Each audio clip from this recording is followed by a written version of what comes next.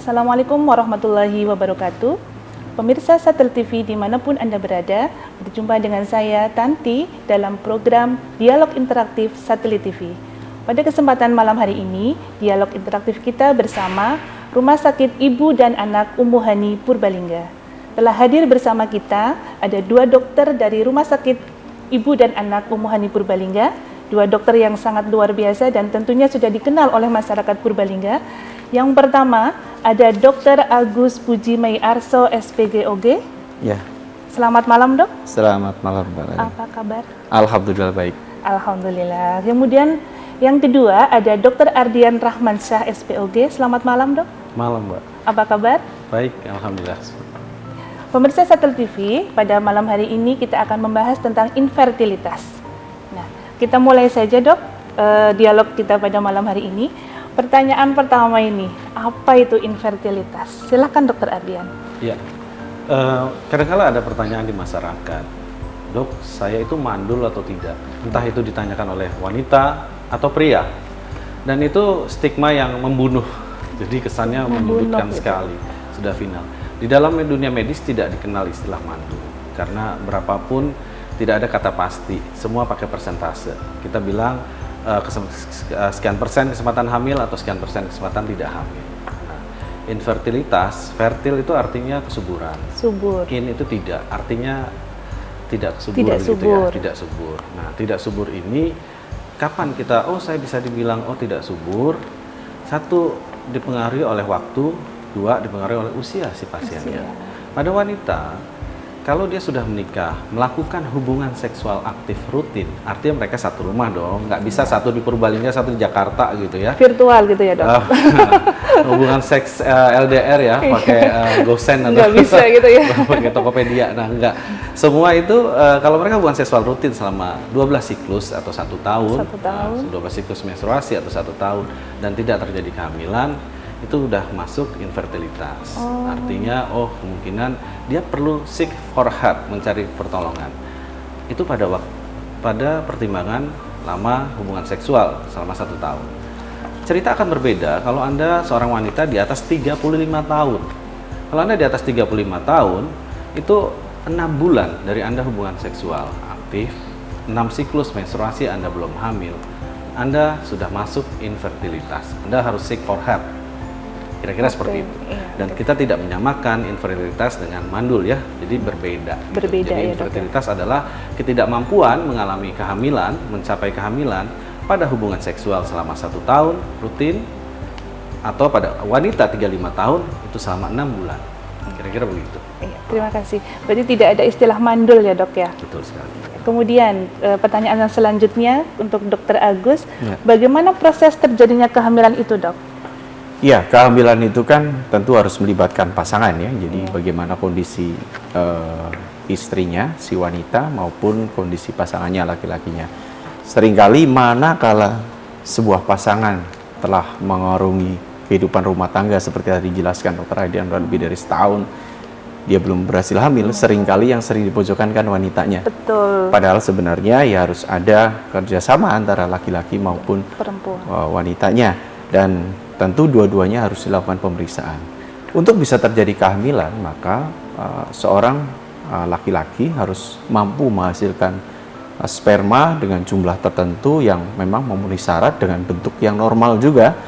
Dan untuk seorang wanita tentu dia mempunyai siklus haid yang teratur, kemudian tidak ada hambatan pada organ reproduksinya.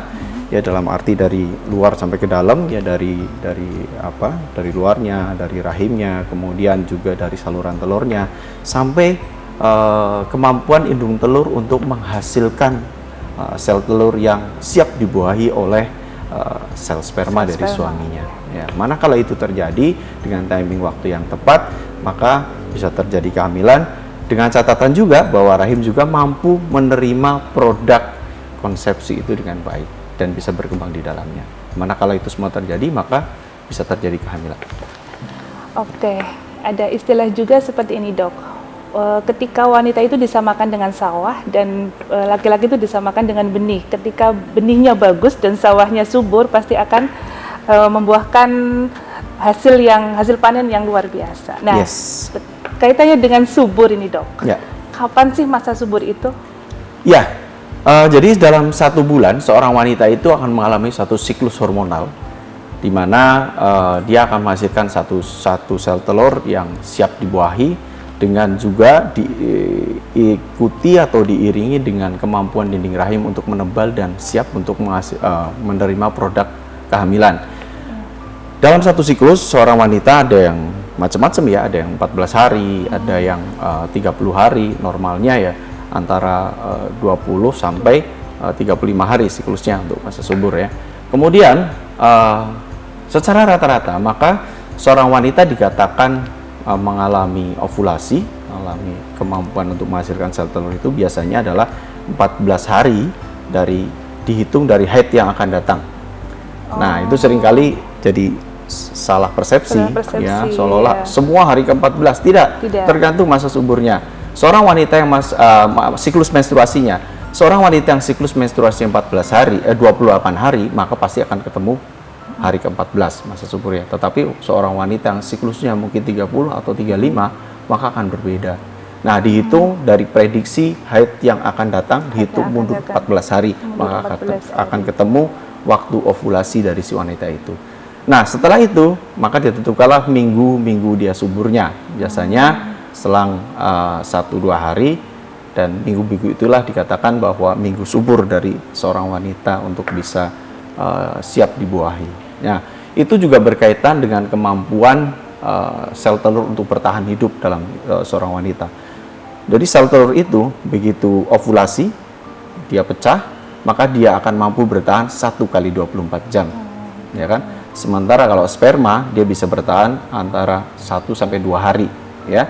Maka sebenarnya kalau bisa diprediksikan kapan dia ovulasi, kemudian kapan berhubungan seksual, ya tentu kemungkinan untuk bisa terjadi pembuahan dan menghasilkan kehamilan jauh lebih besar. Oke, semakin menarik perbincangan kita pada malam hari ini. Dan ini, Dok, apakah ada hubungannya antara usia dengan masa subur? Silakan, Dokter Ardian.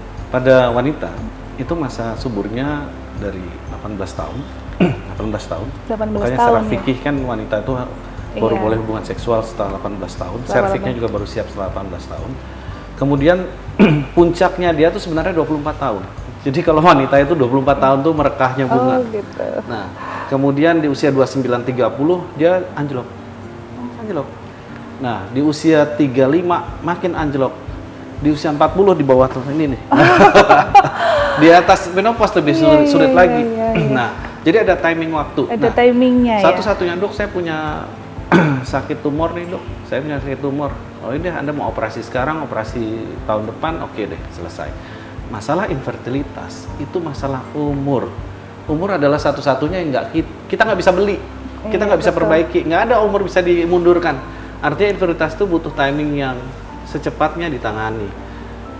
Contoh, usia 24 tahun, oh masih tenang. Usia 30 tahun Anda perlu was-was. Usia 35 Anda lebih was-was. Usia 40 akan lebih susah lagi. Semakin tinggi usianya akan berhubungan cara dia hamil. Apakah hubungan seksual biasa, apakah inseminasi, apakah bayi tabung. Pada laki-laki agak sedikit berbeda. Laki-laki itu bisa, sperma masih bisa subur selama tidak ada problem ya. Itu sampai usia 50 bahkan 60 tahun baru menurun kualitasnya. Kira-kira seperti itu. Oke, terima kasih. Ini semakin hangat pembincangan kita pada malam hari ini, tapi kita harus jeda iklan berikut ini.